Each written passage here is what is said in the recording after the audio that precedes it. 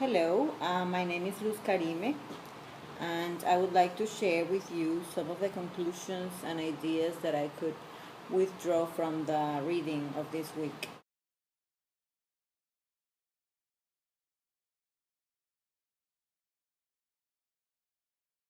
The first statement is that I learned about the four possible factors that can affect a test reliability.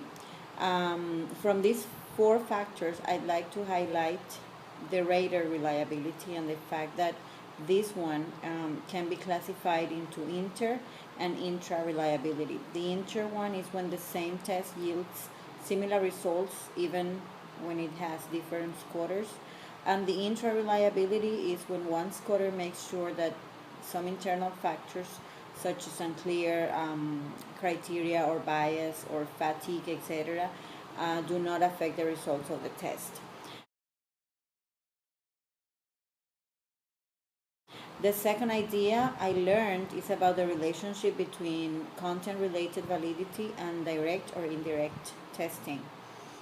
It was very interesting to see that teachers can assess content by having students perform the task, the target task, and this is direct testing, or by giving them a related task that will somehow prove that they can perform well in the target task. This is indirect testing, and both ways can contribute to test validity, only that direct testing is somehow more valid or valid in a higher degree.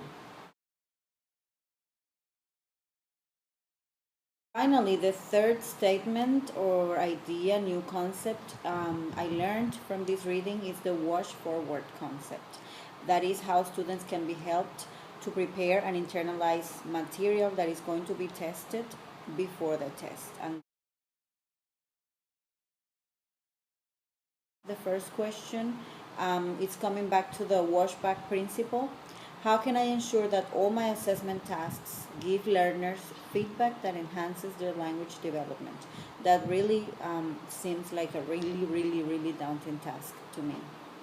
And number two, I'd like to know more about the impact or consequential validity. How can I assure the optimal performance of my students without giving them a super easy test or something that is very predictable? Finally, I'd like to share my idea after the input received. I feel that test or assessment tasks in general creation is much more complex than I used to think. As I read through the chapter, I started to picture in my mind some of the tests that I've applied to my students, and unconsciously I started to kind of judge them or assess them using the five principles. And I think that in my case, validity and practicality have been considered in my tests. However, I'm not sure I've paid enough attention to the other three principles, and I think it would be really interesting to take a couple of those tests and maybe assess them with the checklists that we found in the reading and see how they turn out. Well, I hope you find my comments useful, and I'll be waiting for any reactions, any comments from you all. Thank you very much for listening to me. Bye.